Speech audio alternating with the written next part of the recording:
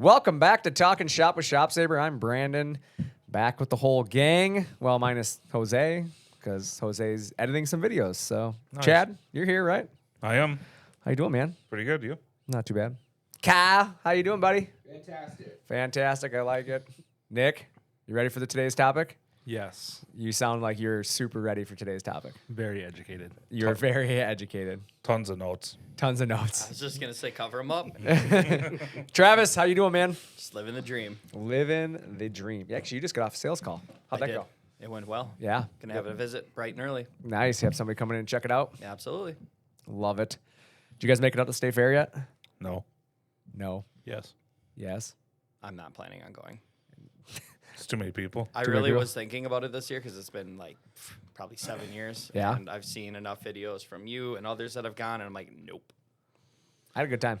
If it wasn't going to be 100 degrees this weekend, maybe. Yeah. It's supposed to be really hot. Yeah. It's supposed to be hot for like the next Totally week straight again. switched. I thought it was Yep. supposed to be in the 70s, and next my wife's like, "Hey, you ready for 96 again?" Like, what? Yeah, I was looking at that because I'm going out of town this weekend, up north to go racing. And yeah, it's like mid 90s all weekend long. And then all of next week is 95, 96, 95, 92.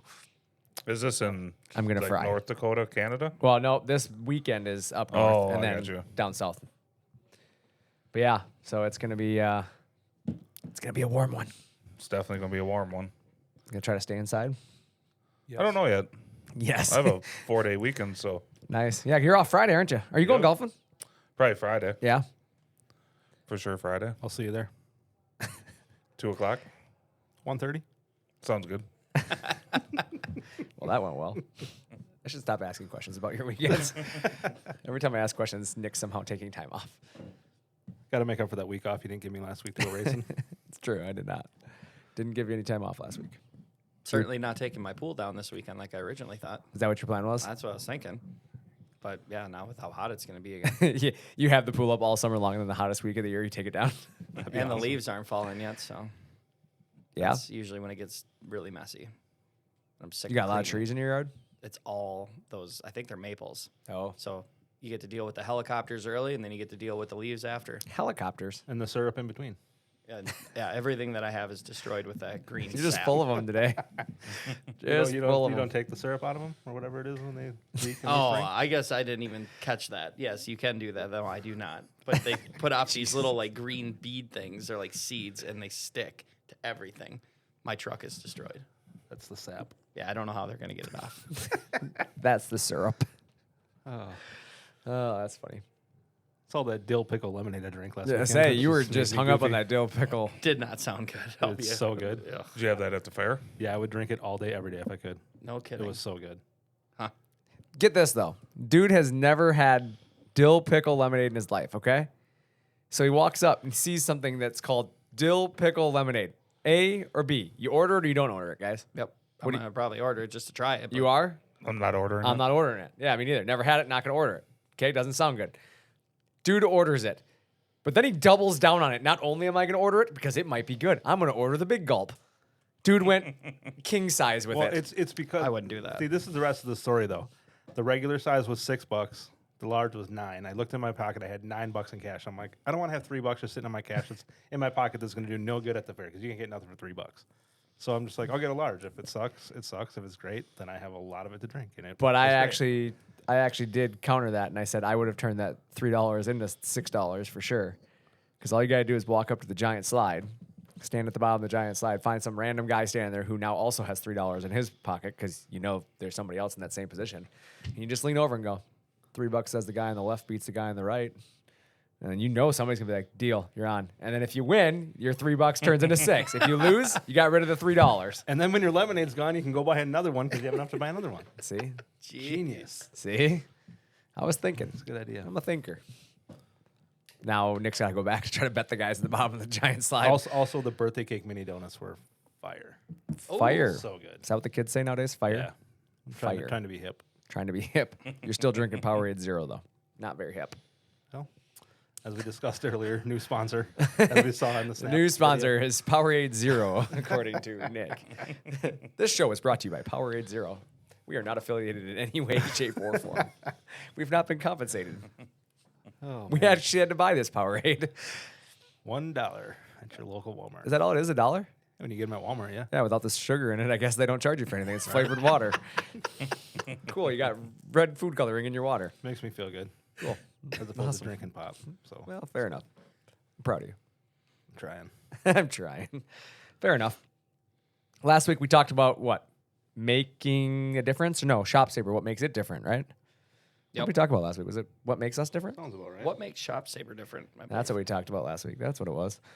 But this week, I wanted to talk a little bit about ball screws in general, like having a ball screw conversation, because we've had a few instances in the last few weeks, really since AWFS, where people have either been given some false information about ball screws or maybe just don't fully understand ball screw and its technology. And it seems like once you explain it to somebody, then they start to realize that like there's a lot more going on there than they maybe initially thought.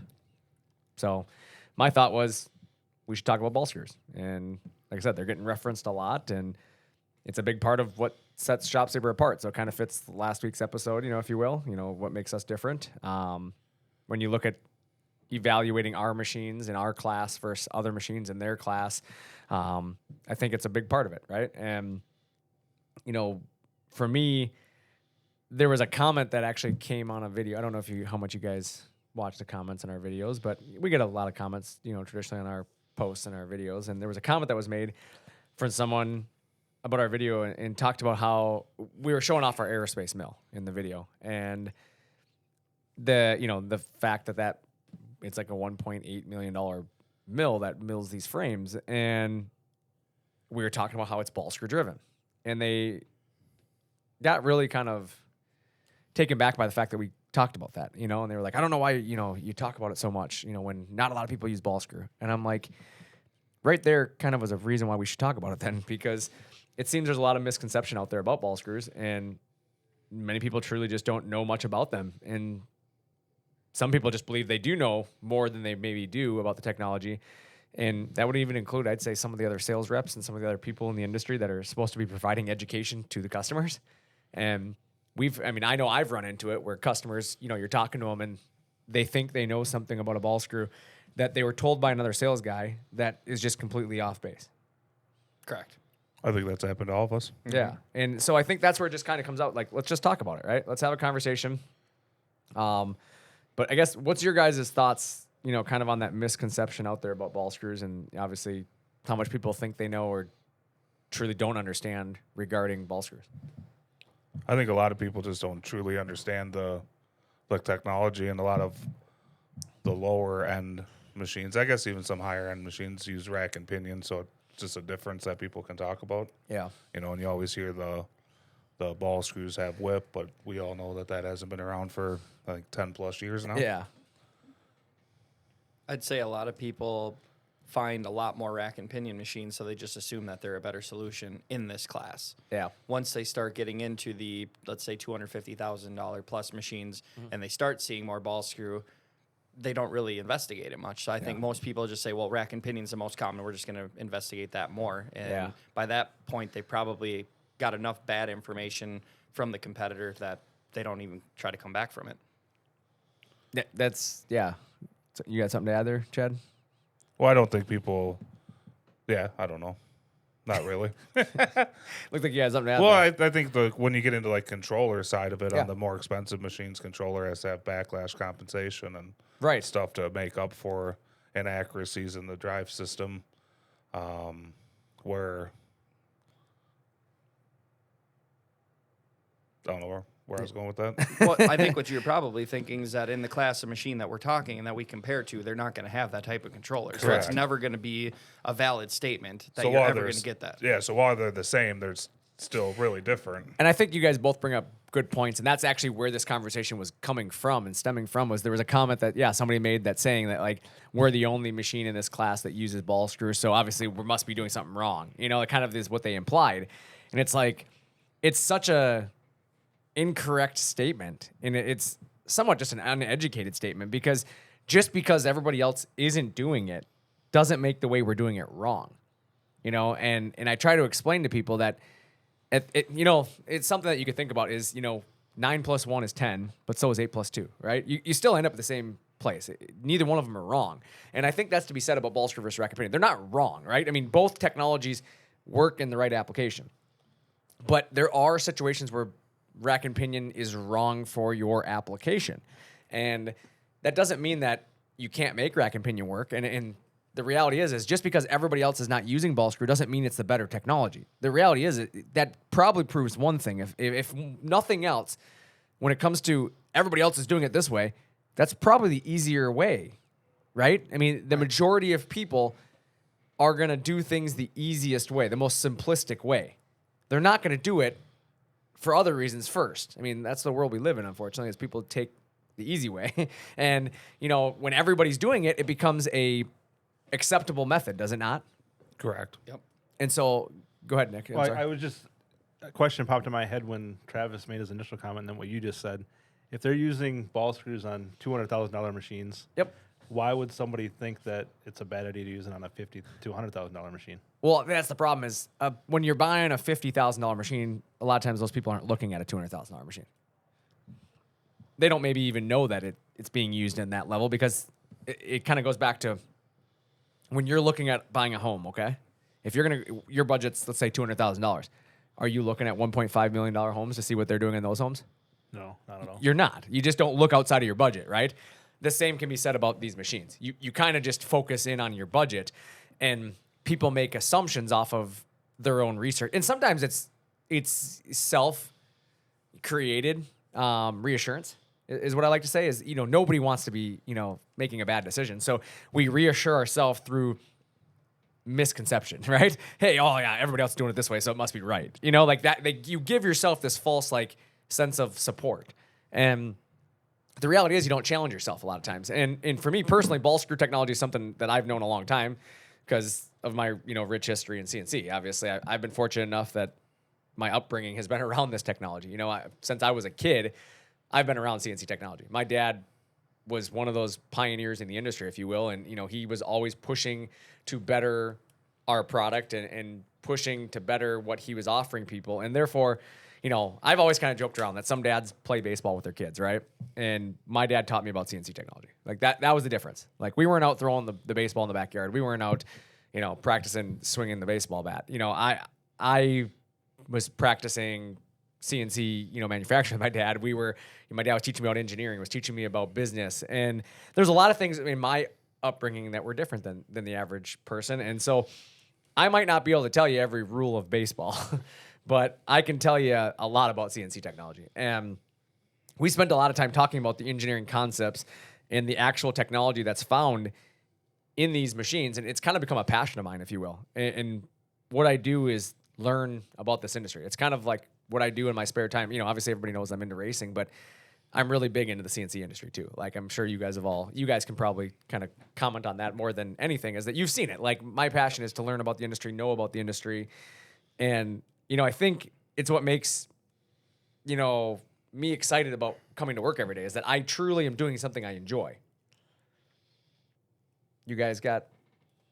I think you know a lot about this industry. Oh, I mean, for when we sure. talk about the different controllers, even and asking questions about why does this do that versus why it Yeah. does this, and it always seem to have the answer.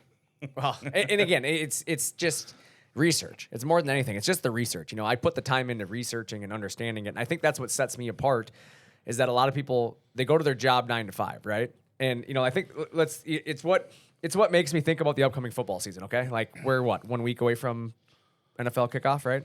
2 weeks? Oh yeah. 9 days. Is it 9 days? Okay, I knew it was coming up close. So, and I say this because how many of you know someone who can dang near repeat every statistical fact about their favorite player or team? I know a few people. Yeah, for sure. Right? I mean, everybody knows that person that just knows everything about sports, right? Okay, well, how many of your friends could name off everything about cars or name off everything about, fishing? Like, I'm sure I can relate to anybody that's listening right now. Somebody has that friend that's just like, if I need to know something about fishing, I'm going to that guy. Or about hunting, I'm going to that guy. If I need to know about cars, I'm going to this guy. They have their passion and they dive into it, right? Mm-hmm. My passion is CNC. That's what I dive into. And, I start to think about it. And, as you kind of look at diving into those things is you have to really understand your trade, if you will, right?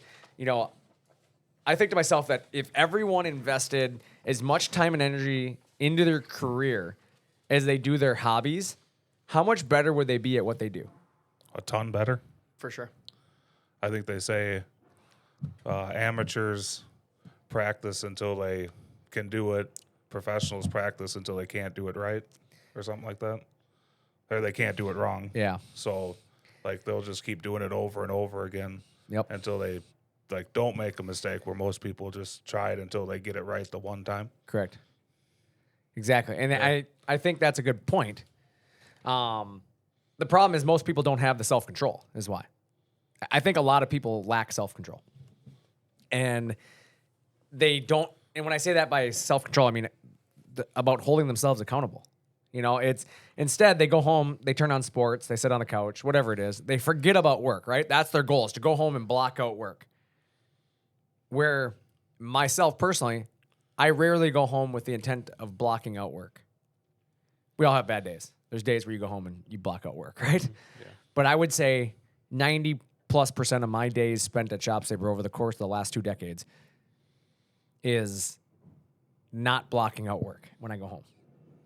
I would say that rather than going home after an 8 to 5 day, right, like a lot of people, I work further. I understand things. And, I think a lot of people, they limit their education because they're limiting their time perfecting their trade, right? They stop at 5 o'clock every day, and they only do it till Friday, and then the weekend comes and they forget as much as they can until Monday comes along. Where I go home and I keep thinking and I'm working on that. And it's not go me, right? Okay, I'm not tooting my own horn here. I'm just saying that's my passion. So when it comes to understanding our trade, I've spent countless hours that aren't accounted for trying to understand why we do things a certain way, how we do things a certain way, to make sure that we can perfect it. So just because everybody else out there isn't doing it doesn't necessarily make the way I'm doing it wrong, right? Mm-hmm. So, some of the best welders that I know, they didn't learn all their perfection in school, right? They learned how to weld in school, but they practice on their spare time, do they not? Yep. Right. Mm-hmm. So as you start to think about that, welders is a perfect example. They go home, they build roll cages, right? Or they're welding some furniture. They're making a sign. Whatever they're doing, they're using their trade, but they're practicing. It's a hobby as well as their career. Yep. And therefore, when they come back to work and have to work, they've perfected over a period of time. Same thing, you look at, and I even go as far, look at plumbers, electricians, auto technicians. Like, these people go to work every day. Then go home and fix their muscle car. They go home and work on their car. They go home and fix their sink at home. Mm-hmm. They go home and wire in their garage for 220, right? They do things in their life using their trade. How many sales guys do that?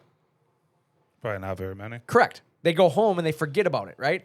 They go do something. They then go do their muscle car stuff. They go do their fishing, right? Where I feel like in this industry, there's a lot of that, I agree. And so as we kind of look at that, ShopSaver consultants, right? We're different. Like, you guys are different. How many of you guys go home and just shut everything off?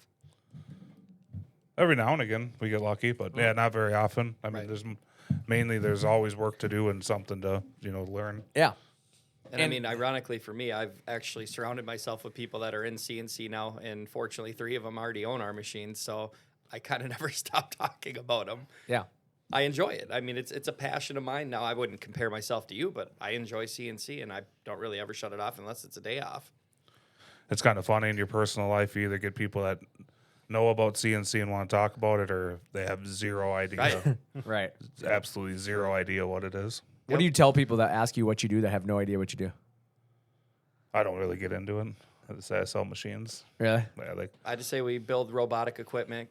Some of them use a flame to cut steel, and some use a bit to cut multiple different materials. And then once I say, well, a lot of them can create cabinets, then it starts catching people's attention. They want to talk more about it. But unless I can touch on something that they have an interest in, they're just bored with it. Yeah. All I ever tell people is, we build and sell industrial equipment, and I leave it at that. Yeah, because like if they don't know what you're talking about, Correct. trying to explain it to them, they're just gonna look Correct. at you like a deer in the headlights. Like, Yeah. what does that even mean? That's why I just laugh. I always ask, like, how do you explain it? Because I just wanted to hear what you guys had to say, and that had nothing to do with our topic. I was just curious because that's what I always tell people, like, oh, we just build industrial equipment.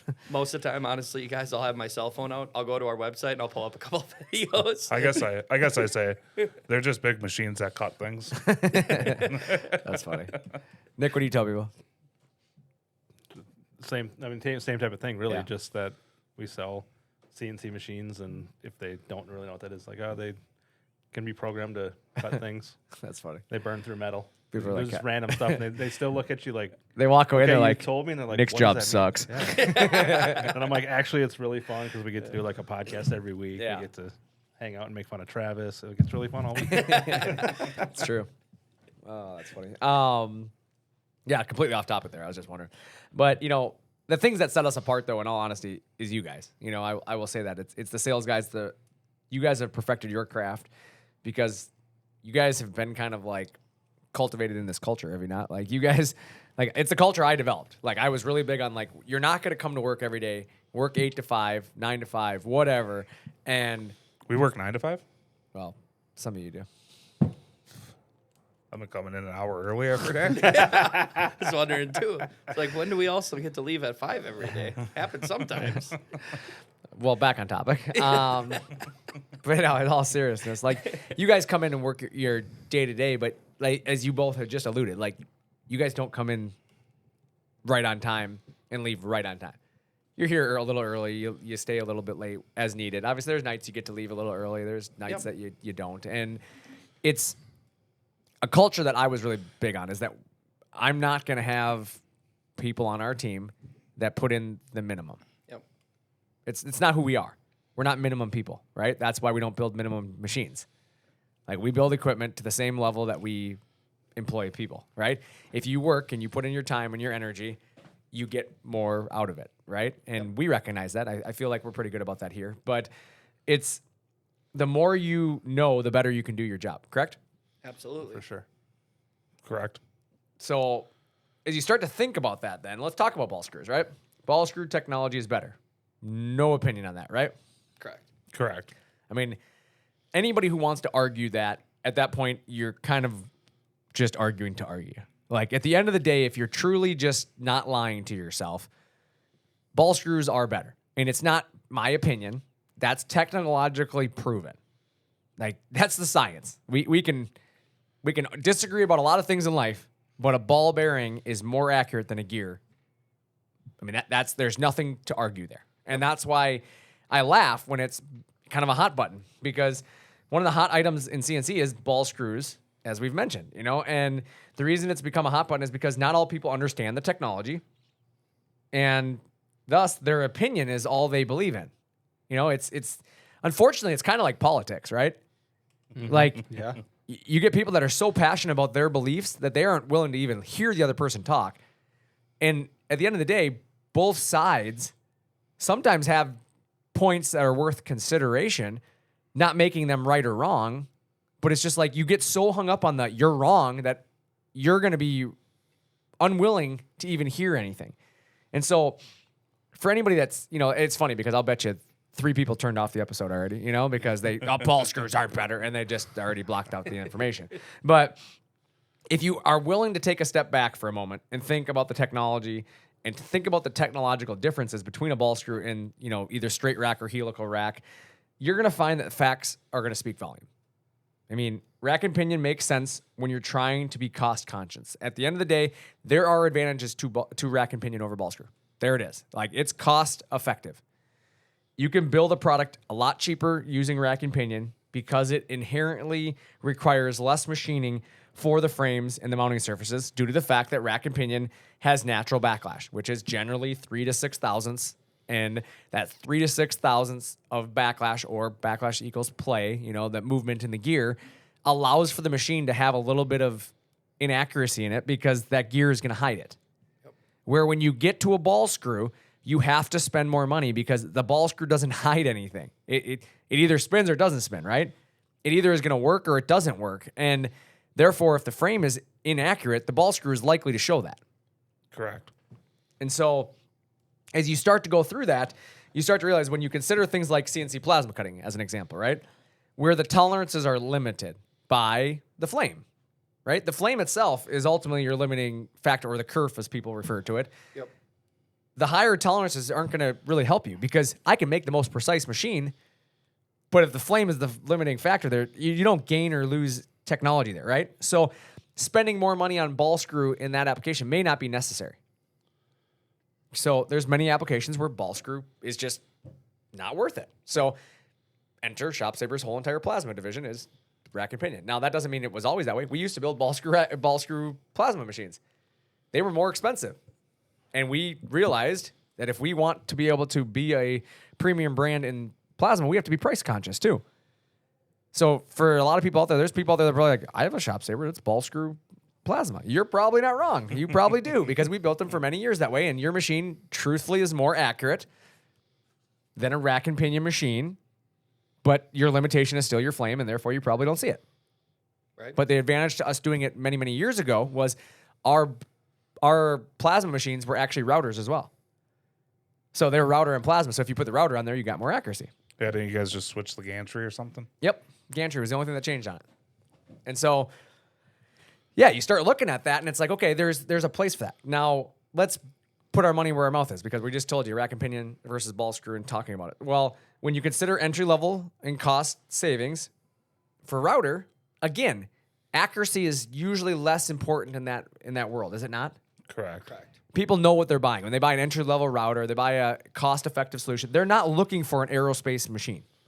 Yep. They're looking for something that can cut a square. And they know they're going to have some sanding or cleanup to do. And Yeah. They're willing to realize- accept that. In certain applications, you're going to have some secondary operations, but they're saving money, so therefore they're willing to give up some of that technology. Correct. So the price of a ball screw may not fit that product line, right? I'm not going to go and aerospace mill a frame if you have a budget of $10,000. It's pretty hard to do that, right? So if I'm going to do that, it has to be on a smaller format machine then. So now I lose the ability to sell you a 4x8 machine. It'll have to be on a small machine, like our 23. We can still mill the frame, but the biggest that we make that machine is 2 foot by 3 foot, because once we start getting bigger, the price starts going up. I've seen those frames on the aerospace mill. Looks kind of ridiculous sometimes, doesn't It's it? super funny when you walk in there and you see the tiny little frame on that huge machine. Yeah. Yeah, it's the truth though. Is like doing that's not practical. You know, if you're going to have a $4,000 machine. Yep. So there's still a price point. That's why the 23 is a little bit more expensive than most machines in its class, because it's far more accurate. And robust. Exactly. So as you start looking at it, you know, when you get into a professional level machine, right? A $40,000 plus price point is kind of what I refer to as a professional level machine. You begin to expect more from that technology and the machine itself. Do you not? Absolutely. 100%. If I'm going to spend 40 grand, I want a machine that performs like 60,000. I don't want a machine at 40 grand that performs like a $20,000 machine. Correct. So I simply point out the facts, not my opinion, and I say that because of all CNC manufacturers, because of all the CNC manufacturers, Shop Saber is one of the few that can offer both rack and pinion and ball screw. So when we talk about one of these technologies, we're not talking about it because we can't sell you the other one.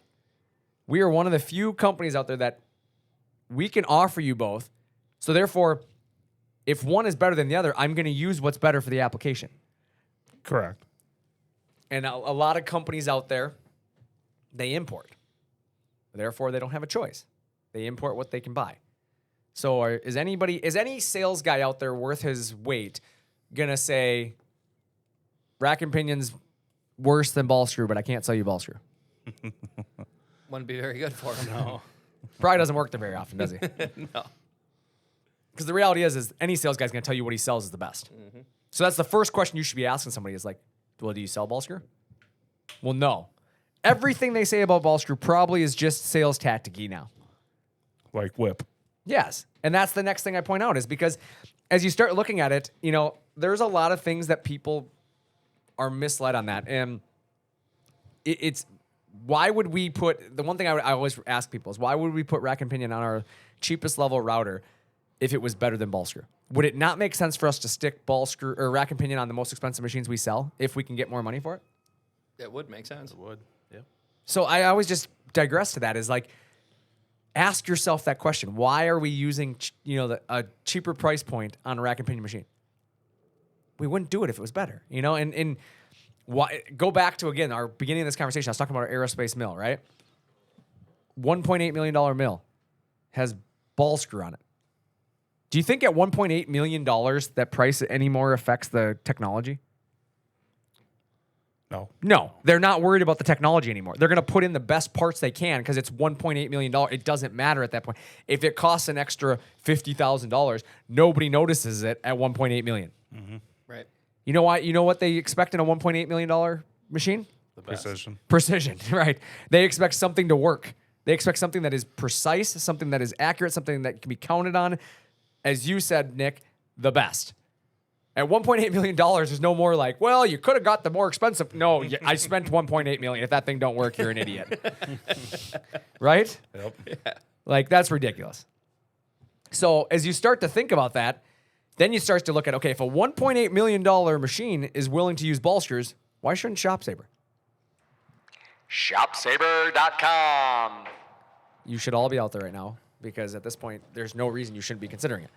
And that's why I kind of brought this whole thing up, is because people literally make comments like, well, so-and-so machine and so-and-so machine and so-and-so machine, those three don't use ball screw. And they're $100,000. So because they're overcharging you, that makes them better? Sounds like you just sold yourself on a ShopSaber. Yeah, right.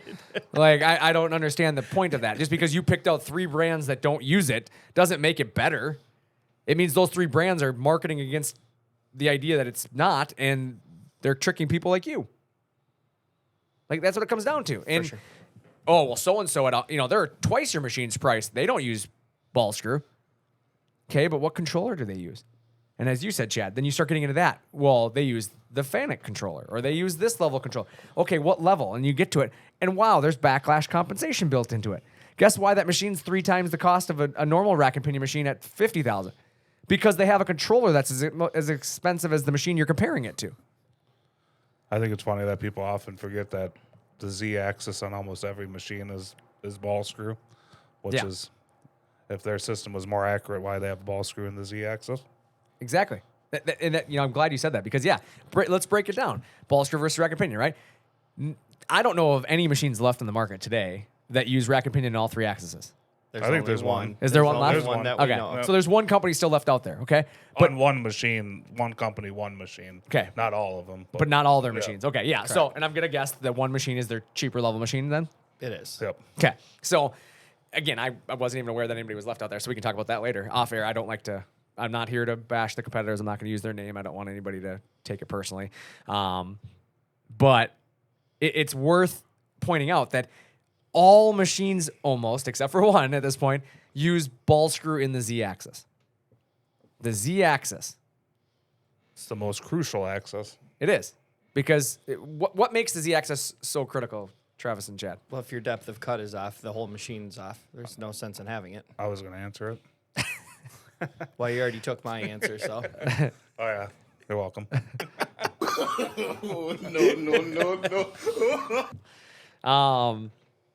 Okay, so as you said, depth of cut. If it's off, it's noticeable. Every time. If I don't drill a hole at the right depth, if I don't put a pocket the right, if I got to do dados, whatever, things don't fit right if the depth of cut is off. Yep. So if ball screw wasn't better, I should use rack and pinion there, should I not, if it's more accurate? Correct. Makes sense to But me. but nobody does. I mean, most Correct. people don't. So as you start looking at that, then let's go on one thing. What else is dependent on that Z-axis in CNC routing specifically? Neither one of you? Just wait. One more time. In the Z-axis for Yeah. most machines, what in routing, what other feature is super critical on your Z-axis being in position? Motors. Stiffeners. No. Plates. No. Tool changing. Bits. Tool changing. Oh, yeah. Oh, whoa. That's I a literally- trick question. Trick question. So your tool changer obviously has to move into a set position Yep. because there's a tool rack on most of these machines. It's a position that has to be the same repetitively. I just assumed we were talking manual change. Oh, that was just Nice assumed. save. Yeah, that was good. Yeah, me too. Yeah. Same thing. Jeff. Yeah, me too is what he says. But as you start thinking about that, so you have 10, 12, 15 tools, whatever, set up on your machine, and your machine has to hit that same spot over and over, otherwise it crashes. So if it was rack and pinion on the Z-axis and the rack started to wear and you start developing more backlash and your machine's off a few thousandths here or there, that's probably going to start to cause some issues with the tool changer, will it not? Correct. So again, from a precision aspect, the machine needs to be more accurate. So therefore, ball screw. The other thing about Z-axis is it's a lot easier to mill a Z-axis when the whole system comes out of a mill most time. Most Z-axes are built out of aluminum plates, things like that. So the Z assembly is already milled. It's held to a tolerance tighter than most of the machine frames that these machines are being that these Z-axes are being bolted on. Or you could do it on, and maybe you said this, and I'm having like a Monday, Tuesday, but they could do the Z-axis on smaller mills. You don't need like a giant SNK or 6x12 mill. You can do it on a Get away with a much cheaper solution. yeah. Yeah, that's what I said. I said you can put those in smaller machines, and therefore everybody mills their Z-axes. Sorry. The Z-axis proves that ball. That was pretty good. But yeah, as you said, the Z-axis does really prove that, right? I mean, Yep. it does prove that ball screws better. And it's just because, as you said, like the frames on most of our competition at this price point, they don't even mill the frames. Correct. Most of these machines are not milled. So it's like rack and pinion makes sense there. But all of the Z-axes, and I shouldn't say all of them, but majority of the Z-axes are milled because they're aluminum plates that come through a milling process, so they're more accurate. So your Z-axis is actually more accurate than any other part of the machine. And so the ball screw works in that axis. But even that, there's some companies out there that still cut corners on the Z-axis ball screw, and they have really small ball screws, or they're using lead screws instead of a ball screw, which is a ball bearing-less ball screw, essentially. So it's basically just a screw with a nut on it that has a plastic slide, and they wear out over time. They're less accurate. And then there's some people that don't actually put a bearing on both ends of the ball screw. They just free hang the ball screw, and therefore it's not as rigid, so you can't go as fast. So there's some limitations still to that, but nevertheless, they're still using a ball screw. Yep. They're using a screw design in all those applications. And so, the additional thing to look at on CNC machines is, the linear bearing system. It's something else I remind people of, because take the Z-axis out of the equation, okay? People can come up with a million, salesy sounding reasons why they use ball screw. Guys are, it's a smaller axis, there's no whip, as you said, Chad, right? I don't think we've gone over the whip part of it yet. Yeah, we'll go into that then. Okay. We'll talk about whip here in just a second. But the linear axes are your X and Y, right? Your longer axes on these machines. Yep. And people still use linear guide. Everybody pretty much uses linear guide rails now. I mean, there used to be many, many years ago when I first got in this industry, people were using roller guideways and some precision slides.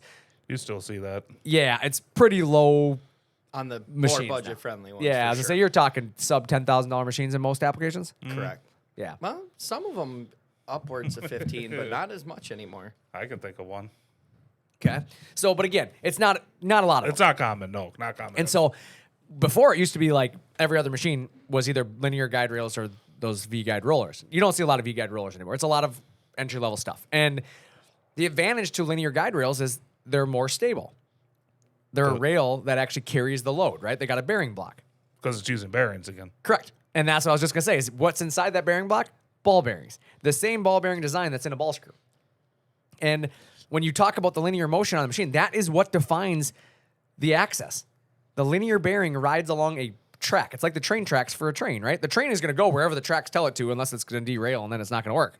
But it's the same for a ball screw, or excuse me, a linear guide rail. A linear guide rail is going to follow that rail wherever it's bolted to. So they're bolted to the side of a machine, and therefore some companies use shims and things like that to kind of move them into place, or aerospace milled machines like ourselves, you don't have to. They're milled into the frame and bolted up so they meet flush.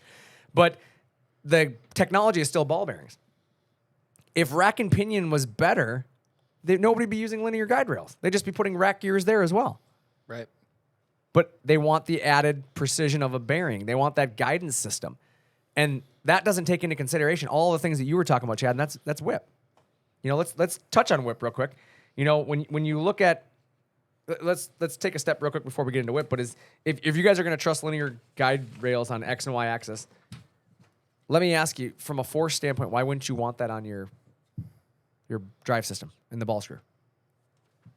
There's no real reason why you wouldn't want to. So to touch on your point then, Chad, okay, you talked about the whip, right? That would be the one reason people would say they don't do it, right? Correct. I would say that's the number one thing you hear from, and I don't want to put anybody down, but I would say less educated ball screw critics, right? It's very common for them to put that out there. Yeah. Whip. Whip. So what do they mean by whip? They mean that. Do you want to get into Yeah. it? No, you can. Go ahead and explain it. Well, I think what they were talking about is 10 years ago, the screw was spinning, Yep. right? And if the screw gets spinning fast enough, it acts like a jump rope. Versus now, when you look at our machines, there's the ball screw itself is stationary, and we're spinning a recirculating ball nut. Yep. So the screw itself isn't actually moving at all. The ball nut that's full of ball bearings is moving. Correct. And so that was really well put. And I like that you said jump rope, because hopefully people at home can picture that. It's, when you take one end of a jump rope versus the other end, and have one person hold it and the other person hold it, and then you start spinning it really fast, it whips outward, right? It doesn't stay like tight in the middle. It starts to whip outward. So in CNC machines, many, many years ago, they were slow. Machines were really big. They were really slow. So therefore, there wasn't a lot of whip because the screw wasn't spinning very fast. But now introduce high-speed machining and all these new bits and the new motors and all the technology and the controllers. These machines are, when I got into this industry, machines were going 300 inches a minute. 300 inches a minute. It's like our 23 now. Our smallest machine does that stuff. Exactly. Our entry-level machine does that now. But that was our big machines going 300 inches a minute. That's crazy. So now you have machines going well over 2,000 inches a minute. Well, all the technology had to get upgraded. And so ball screws upgraded as well. It's no different than anything else. It's just like rack and pinion. Rack and pinion 10 plus years ago versus rack and pinion today, it's different, right? It used to be replacing pinion gears yearly. Now you can go every 2, 3, 4 years before you have to replace them. It's technology advancing, right? But with ball screws, we stopped whipping the screw. They mounted stationary. They're much more rigid, and therefore there's still things built into it for engineering purposes, like sag. It's called sag so that the screw doesn't have stretch. But you end up in a situation where the ball bearings are actually mounted inside the ball nut now, and they rotate the nut. And when the nut spins, it moves up and down the axis. Therefore, it's no different than a rack and pinion system. It moves with the gantry. The only difference is the ball bearings are moving with the gantry versus on a rack and pinion, the gear is moving. And therefore, the track is stationary and the track wears, and therefore your accuracy over the length of the machine is different on a rack and pinion system versus a ball screw. The accuracy is the same because the ball bearings are the same all the way up and down. So if you're constantly cutting on the front of the machine versus the back of the machine, we're going to get equal wear throughout the 8 feet versus if you're constantly cutting on the front 4 feet on a rack and pinion, you're going to wear that side out faster than the back. Absolutely. Yeah, that's a perfect explanation of that. And the other thing to consider is now consider maintenance. A ball screw, there's no adjustment needed. You don't adjust for it. The ball bearings are the same. They don't have the wear factor. Rack and pinion, you have to adjust for that backlash. Now in Chad's scenario, I was about to say, how would you adjust the rack in the front being more worn than the rack in the back? you get to choose. That's the best part about rack and pinion right there, is that you choose the best of both worlds. Either, split the difference, right? Measure what the front is, measure what the back is, and split the difference. So in one part of the machine, it's a little bit too tight, and the other side, it's a little too loose. Or you set it for the loose section, and it's too tight in the tight section. Or you set it for the tight section, and it's just a little too loose in the loose section. You have to make that decision. And that's where these $150,000 plus machines come into play, because they have compensation controllers. That these controllers are $50,000 to $70,000, and they compensate for the backlash. And so they start to make adjustments on the fly to make sure that machine holds tolerances. And that's why when people are like, well, that $200,000 machine is a rack and pinion. Well, yeah, but that $200,000 machine has technology in it that you're never going to see for a $50,000. That So makes sense. the difference in what you get at $50,000 rack and pinion machine is not the same as what you get at a $200,000 rack and pinion. It's not because the pinions are different. And that's where the salesman comes in. The salesman's going to sell you on, oh, we use the same rack they do. He's not wrong. The rack's not the cost. Rack is cheap. It's the rest of the equation. It's the technology that goes into the motors, the electronics, the computer, the controller. All of that stuff is what really plays into that. And you're like, at that point, if you believe that you're getting the same rack, you're not wrong. You're getting the same rack. You're just not getting the same technology. And that's where things are different. And so as a ball screw goes, that's why this was so important to me, because shop saber is industry standard. Really, at the end of the day, we do make a point to talk about ball screw. Yes, you're 100% right. That comment that person made, that you guys talk about ball screw, 100% right. But however, what you're missing is we also talk about rack and pinion. We will talk just much about rack and pinion as we do ball screw. The only difference is there's a lot more to brag about in a ball screw than there is rack and pinion. Correct. And so everybody should be talking about ball screw. In all reality, most people just don't understand the technology, and I encourage everyone to explore the market better. The industry standard for machining and precision machining and that is ball screw. It's not rack and pinion. CNC milling centers, aerospace machines are ball screw. It's because of that accuracy. And there are a wide range of machines out there that do use rack and pinion. A lot of good machines that do. But those good machines are going to cost you. You're going to spend $150,000, $200,000, $250,000 when you get to that level. Yep. You just aren't buying a router at sub $100,000 with the amount of technology it needs to have to truly be a rack and pinion machine at the same tolerance as a ball screw machine. It just doesn't exist. And it's sad to say it, but a lot of machines at that sub $100,000 machine are built for profit. It's more about their profits than it is about your performance. Many companies and products care more about the red and green numbers at the bottom of the balance sheet more than they care about the actual customer's satisfaction in 5 years. I agree with that. For me, that's where the difference is. ShopSaber cares about the customer in 5 years. And yeah, our balance sheet looks a little differently because we have to spend more money up front. But guess what? It's okay for us because we're not out there trying to make 100% markup on everything. We're okay with taking a little margin hit on things to know that we're putting a better product out there. I'm not willing to hurt our reputation for a little bit of profit.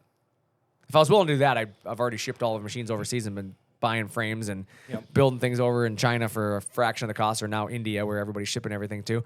And I wouldn't be spending the money on welders and welding robots and automation here to build better machines.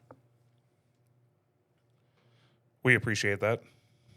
I mean, that's part of being American made. That's what American made means to me. Absolutely. It's the And people. that's the American dream to me. That is what the American dream is. It's building something here that you can be proud of, that you can put your name on, that you're not embarrassed to have your name associated with. Not building something up and then selling it down the river. Correct. ShopSaber's been built about the customers. We know we could do things cheaper, obviously. We know we can remove time. Obviously, if I didn't have to mill every frame, that saves me a lot of time, right? And you wouldn't have bought the mill. I didn't have to buy a giant mill or build a big extra part of our building or buy another dig building. out the flooring. Yeah. Or buy this building in general. There's a lot of things I could be doing that are cheaper. Ball screws are not cheap, right? I could be buying rack and pinion instead of ball screw. But it all comes at a sacrifice for performance, service, and product quality. And to us, that's just not who we are. That's just not what I stand behind. Absolutely. Makes the support guy's life easier too. Absolutely. Yep. A lot easier to have good support guys when they know that they can stand behind the product, knowing that the product's 99% of the time not what the problem is. We just got to get the users up and going most Correct. of the time. I mean, it's a lot easier when we know that, there's just something that we got to find, right? Yep.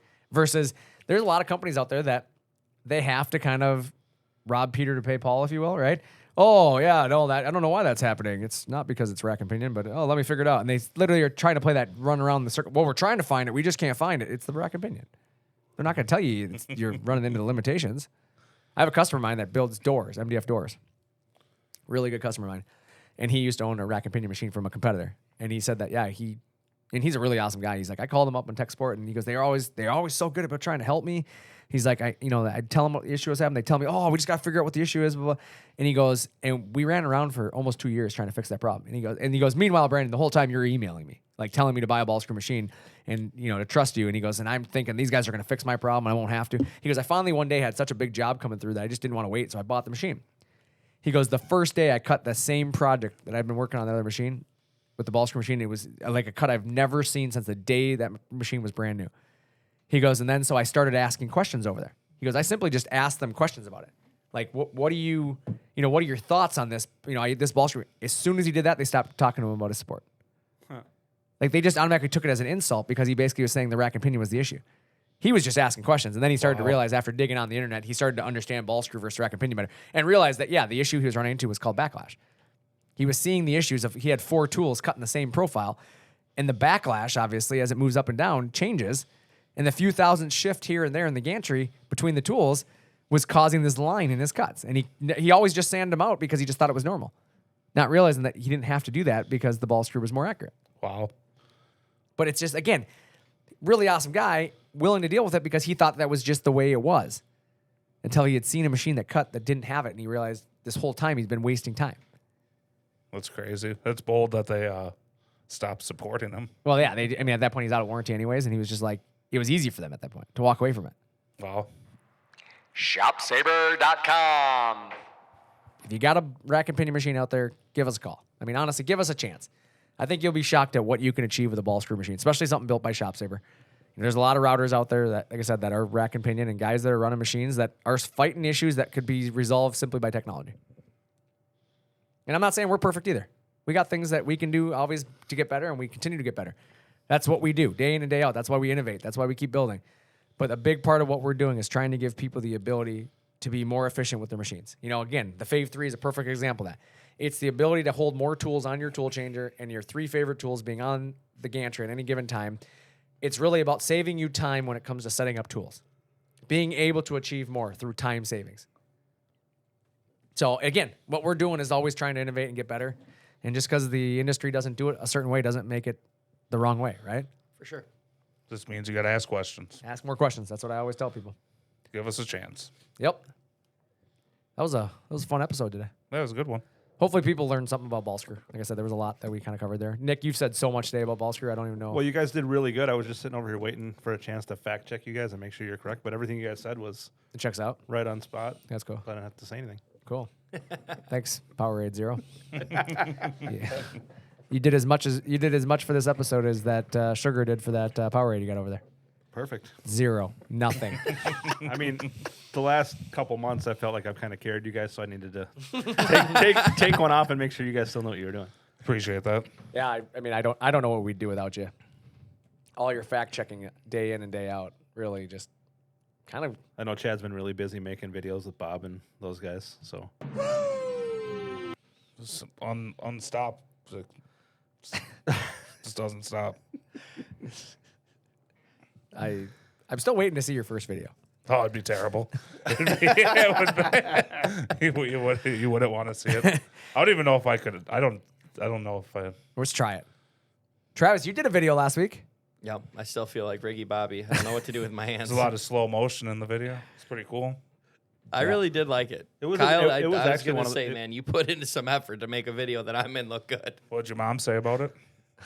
Honestly, She proud of you? I don't even know if she saw it. I should ask. I have My wife very liked little it. time to get to the gym, so I have to scope my guns at the office. In no time. Just no time at all to talk to his mom.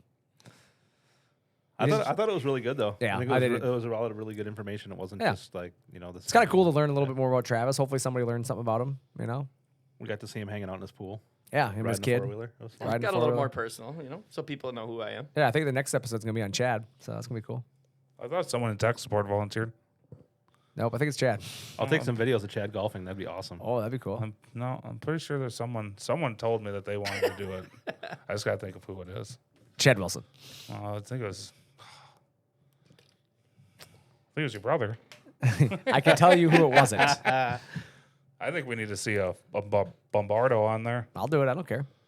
Need to see, I'll be on an episode right after you. I'll be on it right after your brother. Who will be on it right after JB? This is going well. I don't think JB's gonna. My dad would run away from a camera. He's not a camera guy. Neither am I. I didn't grow up that's where I'm saying I've never edited a video. I don't even think I've taken a video on my cell phone ever. To tell you the truth, Actually, serious. I hardly take normally I'll go to something and after the fact man I should I take should a take video. a couple pictures, but I don't think I've gotten a lot better about that since having kids. I never took video and pictures that much until I had kids, and then you just get so used to recording everything that literally you record the dumbest stuff sometimes that you're like, why did I record this? Yeah. I go back through my phone sometimes. I look, I'm like, I'm never gonna watch this again. I just start deleting stuff. Well, I suppose if you have kids, it's one thing, but Dude, I take no one pictures wants to, though of video of dumb stuff of sometimes. everything. Me too. Everything. All the time. Yeah. Sometimes I'm just like, why? But 3, 4, 5 years later, it's just gold. You're Gold. Just looking at it. I 3, 4, 5 years later don't realize I even took the video. I don't. I'm okay. I'm not going to be a marketing video guy. Probably not.